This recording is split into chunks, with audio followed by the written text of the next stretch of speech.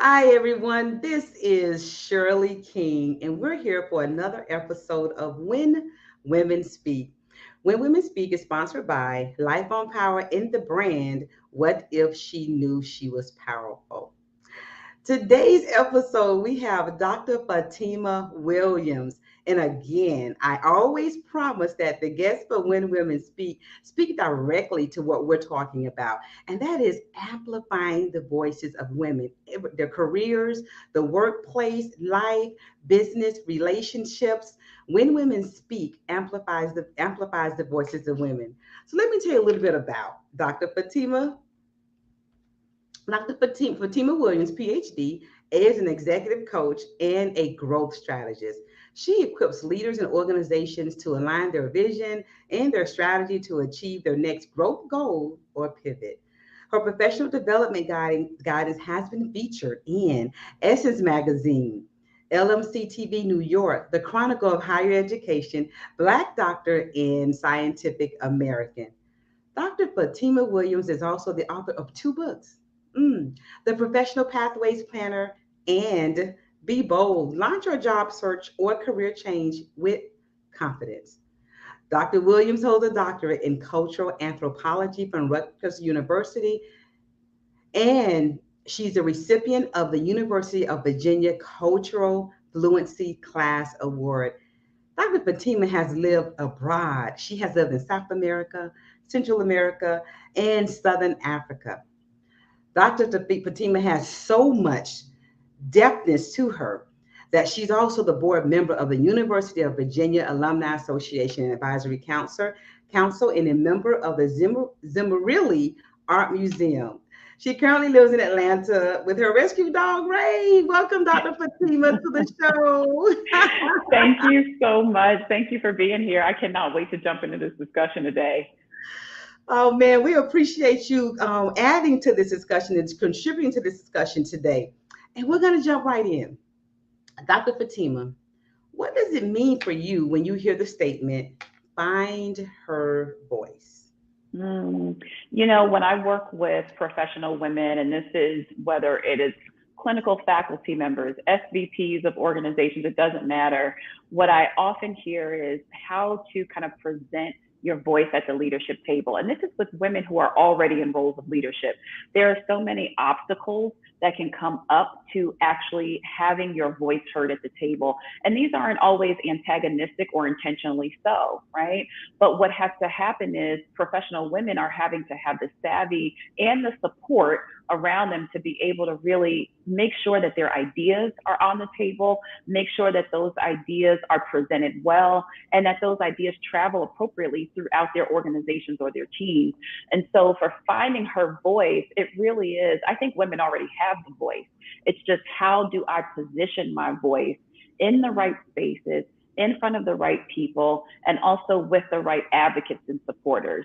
And so that's some of the things that we do when I'm working with, whether it's training or whether it's coaching, it is helping women to identify the key things that they want to say, and not just finding the confidence to say it, but the pathway and the strategy to be able to say it, right? So it's really finding her voice is about having the pathway, the strategy to be able to have your ideas heard and have them move forward up the pipeline in the ways that they need to be to make change.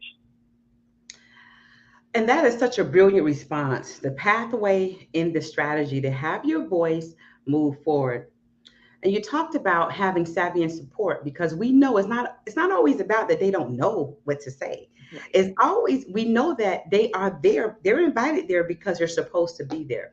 That the contribution is needed, but the savvy and support, the savvy to be able to have the pathway and the strategy to say it in support. I often say that as we break glass ceilings and we're people that look differently are invited in the room. Let's be clear, we're human beings with biases.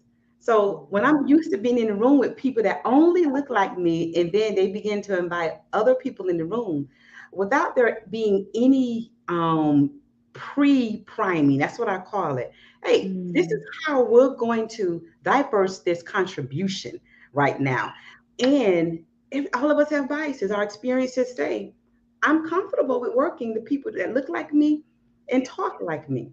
So that support is needed prior to. We assume because we invited them there that everybody should accept them there. And it's not like they didn't accept them there. They're just not used to contributing with them in that room.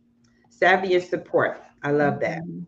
You know, I would also say sometimes, and this depends on field and it depends on training, but sometimes we as women have not been mentored in how to build the authentic relationships in the workplace that support us when we do speak, right? So that looks like the work that happens before the meeting happens, right? Making sure you Yes. socialize your ideas to people who you know are either going to give you feedback that's not going to be your yes person, or to also make sure that you do have some people who have either the social capital or other type of capital that can join you or amplify what you're saying, right? And so there's this work that has to be done, and I don't think that it is necessarily unique to us. I do think that women have a different kind of burden to do this, but it really is a process of building influence.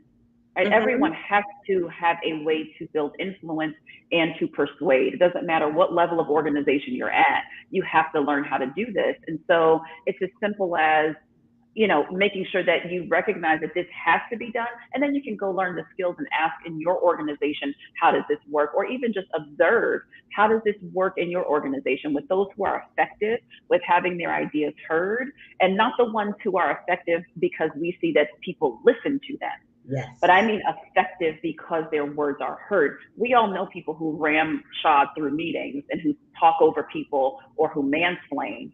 But what I'm talking about is people who model healthy ways of communication in the workplace and healthy ways of building influence. So it really is, how can you take those observations that you have in your workplace and take that mentorship to help you to build that influence that you need to move your ideas forward more smoothly. Wonderful conversation, Dr. Fatima. Building influence from someone who's had a healthy experience of building influence. Yes. And we don't get here and have this conversation. And I don't know if it'll, we'll always be learning this, and there'll always be something that we'll learn from this. But one of the ways that we learn and we create those strategies is that we've all had more than one, more than two, and several voiceless experiences. Dr. Mm. Fatima, can you share when you had a voiceless experience, and kind of share what you learned from that voiceless experience? You know, it's so interesting, Shirley, because I think sometimes my initial response to that question would almost likely be a time when someone else shut my voice down, right? That's kind of a likely response to that. But I will tell you what really comes to mind is ways of thinking, limiting belief, and a certain, I don't know that I would say complete lack of confidence, right? Because that's never described me, Hmm. but sometimes lack of confidence in the seat that I'm sitting in the moment. In the And moment. so, exactly, because I sit in many different seats and I like to not be the smartest person in the room. And sometimes that can make you feel a little bit voiceless, not because anyone has shut you down, but because, you may just not be used to engaging in that way or Hmm. engaging in that kind of platform. And so when I think of places where I have felt voiceless, it is those spaces where I have had to kind of stretch beyond my comfort zone and remember, oh, I'm called to this table because there's work I'm to do here, or there is something that I am contributing here. And so I don't need to hide what I know or hide who I am. Actually, the invitation alone is enough of an invitation for me to jump in and really be my full self. And so that's really when I think about voiceless moments. And for me, they have either been rooms I've been invited to, or stages of my career when I've been in a pivot. And so Mm. what that looks like, because they're destabilizing moments, right? Even when Yeah. you're pivoting and you're moving forward, it doesn't Hmm. have to be a pivot back or a pivot below. But Hmm. when you're moving in a space of pivot, there's moments of uncertainty and lack of clarity. And you can Hmm. forget who you are. You can forget your achievements. You can forget how amazing you are. You can forget all of the KPIs and all of the results because you're moving into a new space, right? But I want to say this because I want women to fear less about these pivots. Take them on. It's okay to not feel like the 100% you that you were in your last season. You're going to get there again, but you got to work through the pivot, work through this promotion, right? Work through being who you are and showing up as who you are. And so those are two areas where I have definitely felt voiceless is what am I doing now? Or I have new tasks and responsibilities that I didn't have before. Yes. Right? I'm not really a rock star at this yet. Yes. I was a rock star back there at the last level, but I haven't proven to myself yet that I'm a rock star in this or in maybe some of the tasks that are in this new role. And so I want to normalize that new levels also come with new expressions of who you are, and it's discovering those, and it is also putting language to those. So it's okay when you're in that messy moment of the pivot, when you're not quite sure where your anchor is. Your anchor is always in, I am here, I belong here, I am already gifted and talented to do everything that I've been called to do in this space. Use that as your anchor. Man, I hope everyone goes back and replays this last 2 seconds of what she just gave you. Man, she talked about pivot, and that's one of my favorite words to talk about when we talk about careers and life and relationships and amplifying your voices, because she just described it. Dr. Fatimah just described it. When you're pivoting, think about that basketball term. You're looking for the person, you're looking for an opening. So because you're engaged in looking for that opening, you're not doing anything. So the pivot is supposed to feel not so comfortable. Yeah. Then Dr. Fatima, you talked about that back there, I had a voice. And right here, I don't know how to do this so well. My voice is kind of shaky. I'm gonna use it because Yes. in here, but my voice is kind of shaky. I'm not used to a shaky voice. So it's not them. You're not used to a shaky voice. Yeah. Hmm. And what's so funny is we may not be used to the shaky voice, but what people see is, wow, I'm so glad she's here. Or wow, we've hired her and brought her in because we're ready for her to do this thing that she does, right? So sometimes that shaky voice is, like you said, it's internal. It's you feeling it, but the world doesn't always see that. The world sees you as wonderful as they saw you before they invite you in that room. They see you as a solution. That's what the world That's sees. it. And if you keep that right there in your gut, then you'll move with your internal shakiness. Dr. Fatima, we've only had 2 questions that we've discussed, man, and this is fire. We are on fire. But I I love knew it. that. I knew that when I invited you to the show. I love it. I love it. This is like a sneak preview into our behind the scenes conversations. It really is. It really is, ladies and gentlemen. We just can't record them, but it is a sneak preview. So, Dr. Fatima, when I was so I began this web series because I responded last year to a CW show for Women of Color Empowerment Institute about women providing unequal time in the workspace. But then it broadened for me because I thought about all of my years, working in corporate America, and it wasn't always that, which is why I created this show. So my third question is, why should the voices of women and their values even matter? We need diversity in the workplace. And diversity looks like a lot of things. We often first start with diversity as an ethnic and racial diversity. And we also even think about it in terms of gender, right? But Yeah. what I'm really interested in is diversity of thought. It often happens that diversity of thought comes in the room because of different gendered experiences, Mhm. different racial and ethnic experiences, different religious experiences, right? They Mhm. expose us to things in the world and ways of thinking and perceiving and ways of approaching problems, right? And Mhm. also approaching creativity. And so what I like to say is I want to broaden out what we're thinking about diversity. In organizations, we need diversity of thought. We don't need everyone thinking the same things and approaching problems the same ways, because you're going to have a blind spot in business if you do that.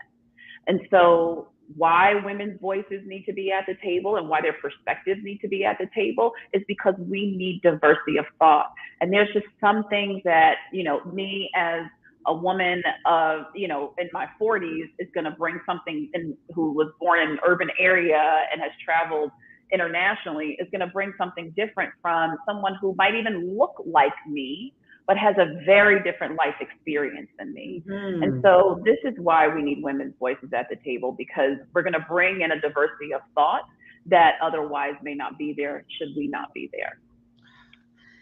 And when you say diversity of thought, and when I think of diversity of thought, I think of diversity of strategy, diversity of goals, and diversity of results. So even not delivering the same results sometimes gets us 2 and 3% more than we had before because of that diversity of thought. Without that, companies and organizations, we will have the capability of using the same strategy over and over again with different people attached to the strategy, but it's the same thing because no one says, what if? Mm-hmm. Exactly. And that's what business needs right now to have a competitive edge. Everyone right now is in some form of a pivot. I don't care if it's the Fortune 500, there is a line of business in there somewhere that needs to transform. Mm-hmm. There is a team that is transforming. There is a process that needs to be transformed. A nonprofit organization, philanthropy, everyone is responding to the environment that we live in. And it's not just because of COVID, it's not just because of war, it's all of these things. It's the economic, kind of the system that we're in right now and the economic moment that we're in. So all of us are having to respond, small, large, profit, nonprofit, doesn't matter. And so what it looks like is we really are at a critical moment of needing diversity of thought. We need to see our blind spots in business if we're actually going to be effective. And we need to see our blind spots in philanthropy and all these other areas if we are actually going to be effective, and also to maximize the resources that our organizations have. Right. So that's why I am just a big proponent of, let's not just do diversity and look at it as, do we have enough headcount of people of color, women of color in this, but have we considered what these people truly bring to the table and how that can diversify our business, how it can strengthen our business? Absolutely. Wonderful thought. Diversity and philanthropy that brings too. And we don't even talk about that and how that supports our communities, how that supports everything, education, our companies, etc. Thank you, Dr. Fatimah. And so my next question, Dr. Fatimah, I'm sure that if you hadn't already thought about it, that there are so many examples that you can share with us, but I'd like for you to share an experience with you leading with your voice. I find that probably my strongest examples of me leading with my voice is the way I manage my personal time and my personal life. We want to often go straight to the work we do, how we show up, who we are as leaders, the performance that we deliver for our employers or for our companies. But I will tell you, that is a house of cards if you do not have your personal frameworks and your personal system for how you maintain yourself in spite of societal change, organizational change, career change. And so for me, finding my voice looks like understanding, what do I need to thrive? What do I need to be a healthy and whole human being? And I want to put this in context for people because I run a business, right? I volunteer. I am very active in different, mentoring that I do. And so there is no lack of sort of pull on my time. But I will tell you, the foundations of me being able to be effective in my work, to be effective in my relationships, to be effective in my health is because I prioritize myself. And I know that people will say, well, I don't have time, and prioritizing self looks like a lot of things. But I will tell you, you don't have to do everything that's on that self-help checklist. Yes. Right? You just need to do the things that matter for you. They may be Hmm. very simple, but they need to be consistent, and you need to be clear about what they are. And so that is, for me, actually the space where I find my voice, because then it informs how I set boundaries for myself and for others. It informs my yes, and it informs my no. So I have a clear anchor for what my yes is, for what my no is. And so when I step into opportunities, or when I decide that I will let an opportunity pass, it is because I already know what it takes for me to thrive. And we all have hit this moment, right? Yeah. When things are really busy at work, when things are maybe ramping up, and you're like feeling like things are a little bit off the rails because your routine is a bit off. Hmm. Those are moments when you get to ground back in. What do I need in this season? Yes, I may have to, because I am at this level of my company, I may have to come in and do these activities and lead these things, but you cannot live in that place of always go, go, go, and more, more, more. And so it's, how can I first have my voice by understanding what I need to be healthy, whole, and thriving, right? And then how do I communicate that to others around me, whether it is my peers, my employer, or at home, right? If I need to renegotiate with my family for a season, that there are things I won't be able to do that I did before, right? We've got to be able to find our voice in these Yes. spaces. And so this is, for me, has been more the powerful thing. I feel like I'm more effective and I'm more fulfilled when I'm setting these appropriate boundaries for myself. Self leadership. That's So when we it. talk about leading with our voice, self leadership comes first. Because self leadership, and you talked about thriving, Dr. Fatima, but we also Mm-hmm. need to know how we thrive. We need to Yes. know, what really makes us thrive. Because I'm always talking about reaching our goals, but remaining whole while we get to the goal. That's If we it. reach our goals and we're unable to enjoy the reaching whatever those goals are, whatever that goal is, then all of it was for naught. Yes. This is how I ended up creating the Professional Pathways Planner, because for several years I've been coaching with one of my clients. They're at a university, but I was coaching faculty women in STEM. And Hmm. so these are faculty members that are not only professors, so they're teachers in the room, and researchers, but they also were clinical staff. So that meant that they were also in either hospitals or practice. They were medical practitioners. So can you imagine? That's like three jobs wrapped in one, right? Yeah. And that is not uncommon, right? That is not uncommon. And they're also Mm. training residents and everything else. So you can imagine how full this is for them, what their days look like, what their life looks like. They Mhm. also are partnered, they have children, right? There's all of these things that are happening. And so where the Professional Pathways Planner came from was me trying to devise a bit of a more streamlined system for these women and others like them, men and women, who manage multiple large responsibilities, Mhm. right? To actually look holistically at their lives when they're planning. And so we came up with a formula, like the life domains. And so Mhm. there's 7 areas for my academic people, but 5 for kind of the general public of leaders.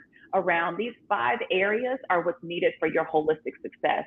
And I will tell you, the one that surprises people the most is we go everywhere from the professional to your network, to your finances, to then when we hit well-being, people have a really hard time getting there, because they Mm. can see how to, okay, networking works, professional and thinking about my Mm. career work, but now you're asking me to also put into my life tie well-being. right? Yes. You're pushing me to the limits of considering myself as a full person who needs not just the professional relationships and networking, but my familial and my colleagues and my friends and right, my neighbors, my community. So I say this to say I am with you on this whole life approach Hmm. to planning and goal setting. And that was definitely the impetus for behind the Professional Pathways Planner, and then after that, the annual retreat that we do every year to help leaders plan. Wonderful. And how you described it, my visual I got is that it's almost like um, we may think of well-being as that soft skill that companies and groups don't always think is needed. It's the Yes. hard skills that we think about, but not the soft skills. That's what well-being. That's how we tend to think of well-being, but that's a hard skill. And I will tell you this, that's why we're seeing the great reevaluation, or as others are calling the great resignation. That's why Mm-hmm. we're seeing burnout at ridiculous levels, because we have not considered ourselves as holistic beings. A lot of the research on productivity and the things that we're reading about goal setting and habit setting comes out of frameworks that are from, and I'm not going to get too deep in this because I can really go nerd out in my anthropology PhD, but it comes from our ideas of production, right? Mm. Productivity, ideas about production. And in the US, those ideas around production are definitely based in our industrial revolution, Yes, keep putting out. Mm-hmm. which is also about machines. We are Mm-hmm. not machines. So we've got to rethink, and that's what my body of work has really been building me to the space of rethinking and disrupting this idea of production and productivity, to think about results and progress, to think about the whole organization as an organism, as something that needs good life flowing through it. The way I like to put it is I want to work with people who want to build well and be well Mm. together. Dr. Pima, you just Together. you just peeked into a project I'm working on, redefining success, and it's all of that in that particular project. It's going back to our well-being. That is the nucleus. Yeah. That is it. Yeah. Yeah. Because if we're not well, we can't do the work. Absolutely. And if we are doing the work, we're not fulfilled. Hmm. We are doing the work, but not fulfilled. That's redefining success. Hmm. Yeah. Yeah. Dr. Fatima, I'm going to ask you to give us any last words of advice that you like to share with the listeners of When Women Speak? One of the key pieces of advice that I have is to remind anyone who's listening, and especially the women who are listening, to trust you. Trust yourself. Sometimes our voice doesn't come to the table, or we don't bring it to the table because we don't always trust what we have to say. It might not sound like your colleague's way of saying it. It may not be structured the same way someone else does it. But I guarantee you, it came to you for a reason. Now, it's important to have the savvy and discernment about how to share what you know or share your perspective. But the foundation of that is the confidence to actually trust yourself and your voice and your perspective. With that trust, you can always work with, how do I get this out? And how do I kind of be more effective with it? You probably already are effective with it, but the trusting of yourself is how you're going to move through from the voicelessness and from the frustration of feeling like even when your voice is present, it's not being heard. Trust yourself. That supersedes, I need confidence in myself, listeners. Right. Trust. It's already in you. It's already there. You just have to tap into the you that's in you. I enjoyed this conversation and I really wish that we can go on and on and on, but we respect the time frame of our listeners. You got a lot of nuggets here. This is a replay worthy episode. And this has been another episode of When Women Speak with Dr. Fatimah Williams. Dr. Fatima, how do the listeners contact you? Where are you? Where do they find you? Yeah, one of the best ways to find me is on LinkedIn. So that's on LinkedIn, Fatimah Williams or Fatimah, PhD.